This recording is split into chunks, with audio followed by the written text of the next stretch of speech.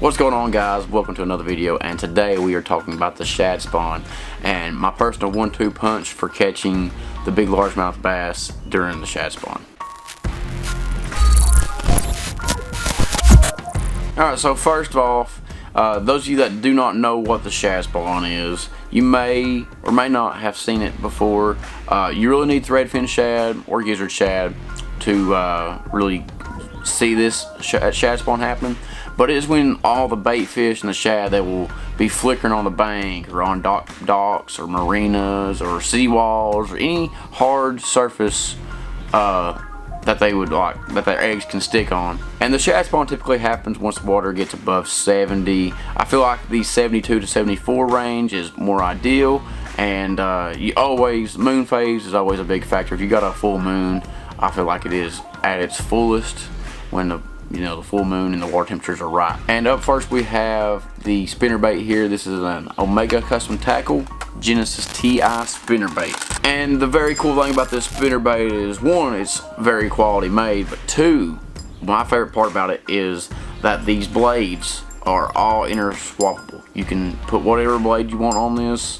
You can even take it off completely if you want to, and it's very easy. All you gotta do is just, there we go, look there. Look how easy that was. Look how fast that was. And make sure you want to put it on right. Make sure you put your cup facing the right direction. And there we go. I have it back on there just like that. Now, with these interswappable blades, you can put smaller blades on it. You can put different color blades on it. Typically, the shad spawn, the shad are like that around that 3-inch range, 3-4 inches. Sometimes they can be a little bit smaller.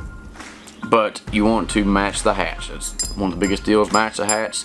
And white. Shad pattern is what you want. I typically like a 1/2 ounce just because I can throw it further, for one, if I need to. And also I can burn it faster. And that also ties into with interswapping the blades. You can go with a smaller blade, or you can get the skinnier style blades. I don't know, I mean, it's a willow style blade, but I don't know. Like, they make them skinnier so you can burn them a lot faster. The biggest thing with a spinnerbait is during the shad spawn, you're only going to have 2 or 3 hours, unless, this is where the biggest part is, unless it's cloudy and windy. Then they could spawn literally all day, especially if they're in full-blown shad spawn.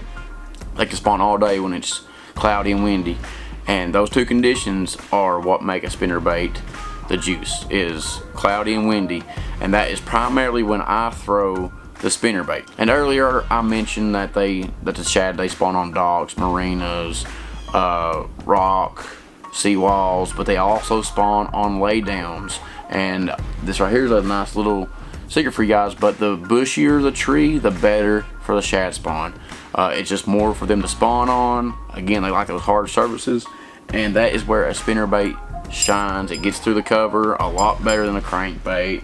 And I mean, obviously it's kind of hard to throw with topwater in a laydown, but that's where the spinnerbait absolutely shines, is in laydowns. And that is my #1 pick for the shad spawn, is spinnerbait and in laydowns. My number 2, my 1-2 punch. This is my punch number 2, the swim jig. This again is an Omega Custom Tackle swim jig. I like this swim jig because of the head design. It is very flat on the bottom, and because it's so flat, means you can skip this jig. And it's also has a lot less action, which will tie into, because sometimes you don't get those nice windy, cloudy days that we love for throwing a spinnerbait. You'll get those slick, sunny days. And with those slick, sunny days, you want something a little bit more subtle, doesn't have as much flash or anything.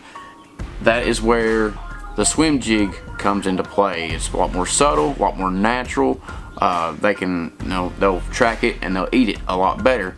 But with it being sunny and slick, no wind, you really want to target docks with this. And with that flat bottom, you can actually skip this underneath docks where those fish are getting away from the sun and everything.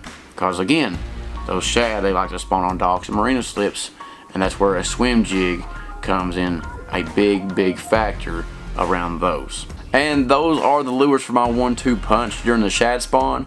Real quick, I'll go briefly over the gear that I like to use. First off, for the spinnerbait, I like a 6'10" to 7 foot medium heavy with a decent amount of tip, just because you're roll casting around those laydowns and everything. 15, 17 to 20 pound fluorocarbon. It just depends on how nasty of a situation you go. 17 is a very good all around number, and I like a 6 gear ratio Shimano reel. I like the 150 size. I do not like going much bigger than the 150 size or smaller than the 150 size with a spinnerbait, because sometimes you want to make those longer casts, but at the same time you're also kind of in close quarters combat around those laydowns, so you don't want, you know, 60, 70 yards of line out. And for the equipment on the swim jig, I like a little bit of a stronger rod, not as much tip. I still like a medium heavy to a heavy, and I like a 7 foot to 7.2 rod. And again, you don't want a whole lot of tip, because you're going to get these fish in the very backs of those dog slips, marinas, and there's probably going to be brush piles underneath them, so you want to get those fish out. And I like a Shimano 70 size reel. A Corrado is my favorite reel for skipping, and it's a whole lot easier to control. You have that limited amount of line, so you're not, when you're skipping, you're not making a huge wad, bird's nest or rat's nest that you can't get out. It's literally 70 yards of line that you have to worry about, if that. But I typically like throwing it on a heavy braid, like a 65 or 50 pound braid, or a 20 pound fluorocarbon.